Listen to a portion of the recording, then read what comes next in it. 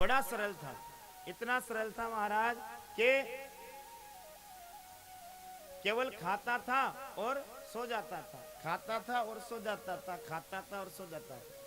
खाने और सोने के अलावा कोई काम नहीं, कोई काज नहीं, कोई कार्य नहीं। एक दिन घर वालों ने कहा, खाता है और सोता रहता है, कोई कामकाज नहीं करता, जा जाकर के कमा और खा। घर से निकाल दिया। ध्यान दीजिए, घर वालों ने उस व्यक्ति को निकाल दिया घर से।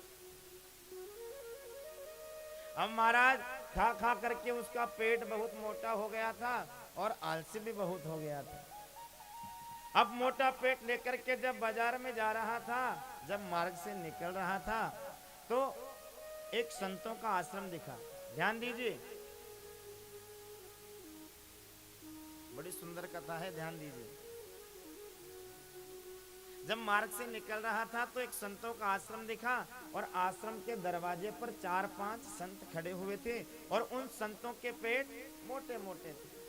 अब महाराज इस व्यक्ति ने सोचा कि संतों के पेट इतने मोटे मोटे, इसका मतलब इनको खाने को बहुत मिलता होगा। तो ही जाकर महाराज देखने लगा, संतों के पेट के उंगली लगा करके हंसली है कि नकली है। संतों ने कहा, रे क्या देखता है? मैं देख रहा हूं कि आपका ये पेट हंसली है या नकली है। अरे नकली काहे को होगा, हंसली है। महाराज फिर तो आप बहुत खाते हो। हाँ बहुत खाते। कहाँ खाते हो? कहा कि हमारे गुरुजी के आश्रम में रहते हैं और गुरुजी खिलाते हैं, हम खाते हैं। कहाँ हैं आपके गुरुजी? तो संतों ने कहा कि अंदर आश्रम में बैठे हैं गुरुजी। भागा भागा आश्रम के अंदर गया, वहां जाकर देखा तो 10-15 संत और खड़े थे और उनके पेट और भी मोटे मोटे थे। अब तो महाराज समझ गया कि यहाँ पर खाने को बहुत मिलता है और इसके खाने के अलावा कोई काम नहीं, खाने को बहुत मिलता होगा। और भाग करके गुरुजी के चरणों में गिर गया, गुरुजी गुरुजी आप हमें भी दीक्षा दीजिए, हम भी आपकी शरण में रहना चाहते हैं, मुझे भी अपना चेला बना लीजिए। गुरुजी ने कहा कि ठीक है, और गुरुजी ने गुरु मंत्र दे दिया, कंठी बांध दी, नाम रख दिया। गुरुजी लेकिन मुझे करना क्या पड़ेगा? गुरुजी ने कहा कि भगवान का भजन करो और दोनों समय पूजा में आरती में खड़े रहो और भगवान का भजन करो, कीर्तन करो। आश्रम में तो बस यही काम है। सोई कहने लगा, लेकिन गुरुजी भोजन? अरे भैया भोजन भी मिलेगा, दिन में 2 बार पंगत होती है, पंगत में बैठ करके आराम से भोजन करो। गुरुजी 2 बार से मेरा काम नहीं चलेगा। ठीक है तुम 4 बार खाना, लेकिन भगवान का भजन तो करो। आश्रम में रहने लगा। अब महाराज सवेरे सवेरे भंडारे में प्रवेश कर जाता, भोजन बनने लगता, जब से भंडारे में घूमता रहता और पंगत में सबसे पहले संतों से पहले बैठता और पूरे संत जिम करके उठ जाते, लेकिन ये खाता रहता, खाता रहता, खाता रहता, खाता भजन करता सो जाता, खाता भजन करता सो जाता। इसे बड़ा आनंद आने लगा। एक दिन महाराज चक्कर पड़ गया। क्या चक्कर पड़ा? सवेरे सवेरे नित्य की भांति रसोई में प्रवेश किया। अब महाराज आज ना तो भंडारी आया, ना सब्जी कटी, ना आटा लगा।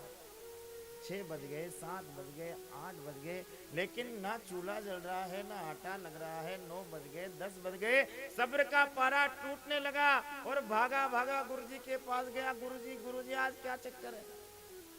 ना तो भंडारी आया, ना चूल्हा जला, ना सब्जी कटी, ना आटा लगा, आज क्या व्यवस्था है? गुरुजी ने कहा तुम्हें पता नहीं आज क्या है? क्या है गुरुजी? अरे भैया आज एकादशी है। गुरुजी एकादशी क्या होती है? अब ये जानता ही नहीं था एकादशी क्या होती है। गुरुजी एकादशी क्या होती है? गुरुजी ने कहा एकादशी का मतलब ना तो कुछ बनेगा और ना कुछ मिलेगा। गुरुजी हमें भी नहीं मिलेगा। गुरुजी ने कहा आप कोई अलग थोड़ी हैं, आप भी हमारे शिष्य औरों की तरह, आपको भी नहीं मिलेगा। हाथ जोड़ के कह रहे हैं, गुरुजी यदि आज आपने मुझे एकादशी करा दी तो मैं द्वादशी तो देख ही नहीं पाऊंगा, मैं भूखा नहीं रह सकता। गुरुजी गुरुजी ने सोचा बड़ी विडंबना है, क्या किया जाए? तो कहा कि भैया आप बना लेते हैं, सो ये कहने लगा गुरुजी मरता क्या नहीं करता, बना लेंगे। भैया आश्रम में तो आज भोजन बनेगा नहीं, एक काम करो सूखा सामान लेकर के जाओ और वहां नदी के किनारे वृक्ष के नीचे बैठ करके बढ़िया सुंदर भोग बनाओ। और ध्यान रखना, अब तुमने दीक्षा ले ली, तुम वैष्णव हो, पहले भगवान को खिलाना, भोग लगाना, उसके बाद में खाना। ठीक है गुरुजी। अब तो महाराज दाल चीनी आटा इत्यादि सारे सामान लेकर के पहुंच गया नदी के किनारे। और नदी के किनारे महाराज पहुंचा तो 11-12 बज चुके थे, भूख बड़ी तेज लग रही थी, भूख जागृत हो चुकी थी। जल्दी जल्दी टिक्कड़ बनाया, जल्दी जल्दी भोजन बनाया और जैसे ही भोजन करने के लिए बैठा कि याद आ गई गुरुजी ने कहा था पहले भोग लगाना फिर पानी। अब ये सोचने लगा कि भगवान के भोग कैसे लगाते हैं। सो महाराज सरल तो था ही, बिल्कुल भोला भाला था, तो इसने सोचा कि शायद भगवान आते होंगे और भोग लगाते होंगे, तो बिल्कुल सरलता से भगवान को बुलाने लगा। ओ राजा राम आइए, मेरे राम आइए, मेरे भोजन को भोग लगाइए। ओ राजा राम आइए, प्रभु राम आइए, मेरे भोजन का भोग लगाइए। हाँ मेरे भोजन का भोग लगाइए। ओ मेरे भोजन का भोग लगाइए। राजा राम आइए, प्रभु राम आइए, मेरे भोजन का भोग लगाइए। ओ मेरे भोजन का भोग लगाइए। और महाराज भगवान को पुकार लगा, प्रभु आइए और मैंने जो भी रूखा सूखा बनाया है उसे पाइए। लेकिन भगवान कहाँ आने वाले थे? भगवान जब आए नहीं तो कहने लगा, आचमनी अर्धान आरती यहाँ यही मेहमानी। आचमनी अर्धांग आरती यहाँ यही मेहमानी। आचमनी अर्धान आरती यहाँ यही मेहमानी। आचमनी अर्धांग आरती यहाँ यही मेहमानी। अरे रूखी रोटी खाओ प्रेम से, पियो नदी का पानी। राजा राम आइए, प्रभु राम आइए, मेरे भोजन का भोग लगाइए। हाँ मेरे भोजन का भोग लगाइए। ओ मेरे भोजन का भोग लगाइए। ये कहने लगा महाराज यहाँ पर मंदिर नहीं है, वहाँ आश्रम में तो आचमनी भी रहती थी, आरती भी रहती थी, थाली भी रहती थी, लेकिन यहाँ तो रूखी रोटी खाना पड़ेगा और नदी का पानी पीना पड़ेगा। लेकिन भगवान फिर भी नहीं आए। जब भगवान फिर भी नहीं आए तो अब की बार इसने सरलता से ऐसी बात कही जिस पर भगवान रीझ गए। क्या कहा? मुझे पता है आप क्यों नहीं आ रहे। आप सोच रहे होंगे कि मंदिर में जब सुंदर सुंदर पकवान मिलते हैं, 56 प्रकार के व्यंजन मिलते हैं, तो मैं नदी में क्यों पानी पीऊं और सूखी रोटी क्यों खाऊं। लेकिन महाराज ऐसी भूल मत करना। क्यों? क्योंकि मंदिर से तो जान बचाकर हम भाग कर आए हैं। भूल करोगे यदि तज दोगे भोजन रूखे सूखे। भूल करोगे यदि तज दोगे भोजन रूखे सूखे। अरे भूल करोगे यदि तज दोगे भोजन रूखे सूखे। भूल करोगे यदि तज दोगे भोजन रूखे सूखे। अरे एकादशी आज मंदिर में बैठे रहोगे भूखे। राजा राम आइए, प्रभु राम आइए, मेरे भोजन का भोग लगाइए। हाँ मेरे भोजन का भोग लगाइए। ओ मेरे भोजन का भोग लगाइए। प्रभु यदि आप भूल करेंगे और मंदिर के भरोसे बैठे रहे तो प्रभु वहां से तो मैं जान बचा करके भाग जाए। वहां पर एकादशी है, भूखे रहना पड़ेगा। इस बात पर भगवान रीझ गए और भगवान प्रकट हो गए। लेकिन जैसा भक्त है भगवान भी वैसी ही लीला कर रहे हैं। इसने सोचा था, गुरुजी ने कहा है भगवान के भोग लगाना, तो एक तो खुद का भोजन बनाया और एक भगवान के लिए भोजन बना लिया। एक व्यक्ति का, दो व्यक्ति का भोजन इसने बनाया, स्वयं के लिए और भगवान के लिए। लेकिन भगवान अपने साथ जानकी जी को लेकर के आ गए, सीता जी को लेकर के आ गए। अब महाराज ये रोटियों को देखे और भगवान को देखे, सीता जी को देखे। कहा कि प्रभु ये कौन है? तो कहा ऐसे क्यों बोलते हो, ये हमारी पत्नी है, धर्म पत्नी है सीता जी। अच्छा ये आपकी पत्नी है, फिर ठीक है। आपको देखकर मुझे बड़ा आनंद आ रहा है, आप प्रेम से बैठिए और पाइए। अब भगवान ने प्रेम के साथ भोजन किया और भोजन करने के बाद ये भक्त कहने लगा, प्रभु अगली एकादशी को इतना समय मत लगाना, मुझे भूख बहुत तेज लगने लग जाती है, आप आते नहीं। अगली एकादशी को समय से आ जाना और बता करके जाओ कितने आओगे, उसी हिसाब से व्यवस्था रखूंगा। भगवान ने कहा हम आ जाएंगे और भगवान अंतर ध्यान हो गए। आश्रम पर आया, गुरु जी से कुछ नहीं बताया, क्योंकि इसे लगा कि शायद भगवान ऐसे ही आकर भोग लगाते होंगे। सरल तो था ही, इसलिए गुरु जी से कोई चर्चा नहीं की। और अगली एकादशी के दिन गुरु जी से कहने लगा, गुरु जी आज एकादशी है। हाँ भैया हमें पता है एकादशी। गुरु जी लेकिन आज हमारा सामान बढ़ाना पड़ेगा। क्यों? क्योंकि वहां पर ज्यादा भगवान आते हैं, पिछली बार हमें भूखा रहना पड़ गया, इसलिए हमारा सामान बढ़ाओ। तो गुरुजी ने सोचा कि बेचारा भूखा रहा होगा, इसलिए कह रहा है भगवान के लिए। भगवान कहाँ आते हैं, इसलिए कह दिया कि ठीक है इसका सामान थोड़ा बढ़ा दो। थोड़ा सामान बढ़ा दिया और सामान लेकर के पहुंच गया नदी के किनारे। भोजन बना लिया, भोजन बना करके फिर उसी भाव से भगवान को बुलाने लगा। ओ राजा राम आइए, सीता राम आइए, मेरे भोजन का भोग लगाइए। ओ राजा राम आइए, प्रभु राम आइए, मेरे भोजन का भोग लगाइए। ओ राजा राम आइए, सीता राम आइए, मेरे भोजन का भोग लगाइए। हाँ मेरे भोजन का भोग लगाइए। हाँ मेरे भोजन का भोग लगाइए।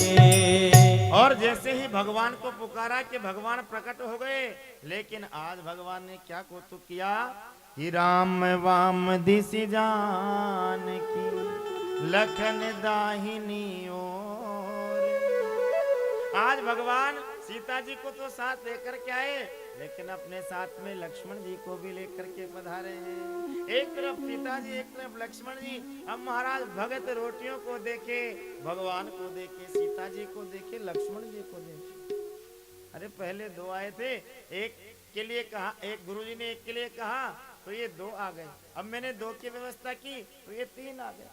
लक्ष्मण जी की तरफ देखने लगे, लक्ष्मण जी की तरफ देख करके कहा, प्रभु ये कौन है? भगवान ने कहा, ऐसे क्यों कहते हो, हमारे भाई हैं छोटे लक्ष्मण जी। प्रभु देखने में तो नहीं लग रहे, ना शक्ल मिलती है ना स्वभाव मिलता है। लक्ष्मण जी ने सोचा कि आज तो आते आते ही राम जी ने बढ़िया सुंदर स्वागत कराया है, कैसे भगत के घर पे लेकर, कैसे भगत के पास लेकर आए। अब राम जी भी हंसे, सीता जी भी हंसे और लक्ष्मण जी नजर नीचे करके खड़े हैं। प्रभु एक बात कहूं, आप बुरा मत मानना। भगवान ने कहा बोलो। प्रभु एक बात बताओ, गुरुजी ने कहा था कि भगवान का भोग लगाना, तो मैं भगवान का भोग लगा रहा हूं, लेकिन बुरा मत मानना। प्रभु एक बात बताओ, मैंने भगवान के भोग का ठेका लिया या भगवान के खानदान का? कभी पत्नी को लाते हो, कभी भाई को लाते हो, लेकिन आपको देख करके हमें बड़ा अच्छा लगता है। प्रभु आप प्रेम से बैठो, मैं भूखा रह जाऊंगा लेकिन आपको भूखा नहीं भेजूंगा। और फिर भगवान को भोजन कराया बड़े प्रेम से। आश्रम पे आया, गुरुजी से फिर नहीं बताया। अगली एकादशी को गुरुजी के पास जाकर कहने लगे, गुरुजी हमारा सामान और बढ़ाना पड़ेगा, वहां बहुत सारे भगवान आते हैं।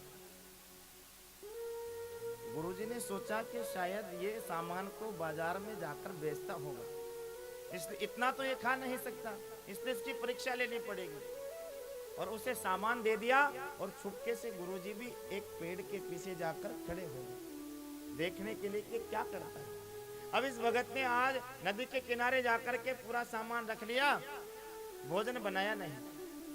कहने लगा कि पहले बुला करके देखूंगा कितने आते हैं और जितने आएंगे उनके हिसाब से व्यवस्था करूंगा। तो बिना भोजन बनाए बुलाने लगा, ओ सीताराम आइए, राजा राम आइए, मेरे भोजन का भोग लगाइए। राम आइए, प्रभु राम आइए, मेरे भोजन का भोग लगाइए। हाँ, मेरे भोजन का भोग लगाइए। ओ मेरे भोजन का भोग लगाइए। ओ मेरे भोजन का भोग लगाइए। ओ मेरे भोजन का भोग लगाइए। और जब जंगल में भगत ने कीनी प्रेम पुकार, तब ताक्षण में प्रगट भो दिव्य राम दरबार। और जैसे ही भगवान को पुकारा भगत ने कि जंगल में आज पूरा राम दरबार प्रकट हो गया। भगवान श्री राम जी आ गए, लक्ष्मण जी, जानकी जी, भरत जी, शत्रुघ्न जी, हनुमान जी।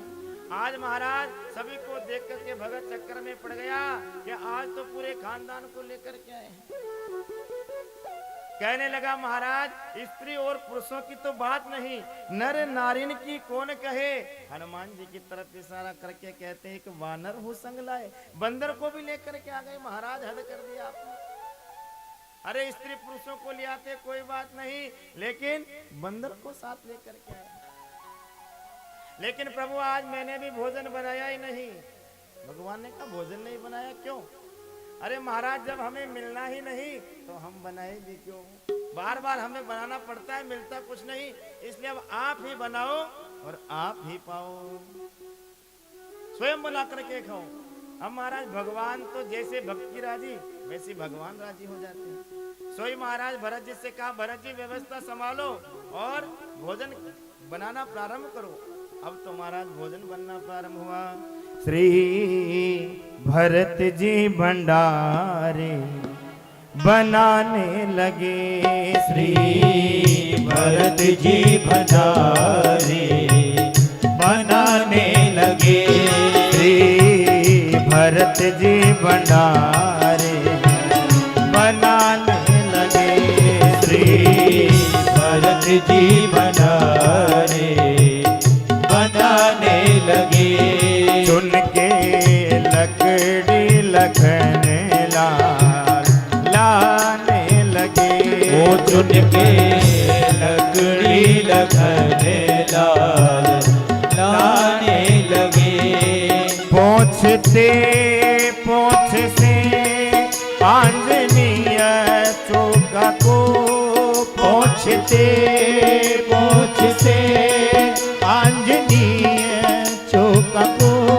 श्री शत्रुघ्न भाजी बनाने लगे। श्री शत्रुघ्न भाजी बनाने लगे। भरत जी भंडारा बनाने लगे, लक्ष्मण जी लकड़ियां चुन चुन करके लेके आए, हनुमान जी महाराज ने अपनी पहुंच से चौका लगा दिया और स्वयं जानकी जी ने आकर के हाथ में झर लेकर पूड़ियां निकालना प्रारंभ किया। और जैसे ही आज माँ जगदम्बा को पूड़ी निकालते हुए सप्त ऋषियों ने देखा और नवनिधियों ने देखा, प्रकट हो गए कि मैया के हाथ का प्रसाद हम भी पाएंगे, हम भी पाएंगे। ओ पाके संकेत शक्ति का जते वहाँ, पाके संकेत शक्ति का जते वहाँ। अष्ट सिद्धि नवनिधि के आ